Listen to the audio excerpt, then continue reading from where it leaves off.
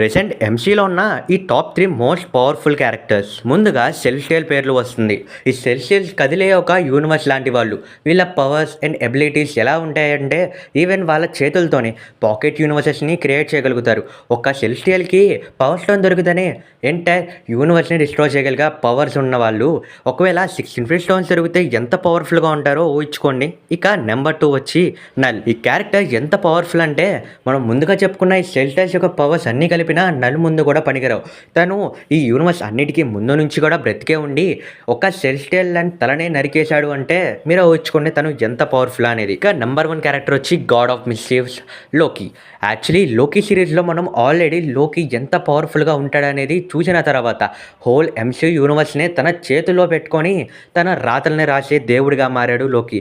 మరి ఈ లోకి క్యారెక్టర్ని ఎలా చూపించబోతున్నారో వచ్చే ఎంసీయూ మూవీస్లోనే చూడాల్సి ఉంటుంది. మరి మీరు అనుకుంటున్నారు ఈ వీడియో నచ్చితే కామెంట్స్ ఫర్ మోర్.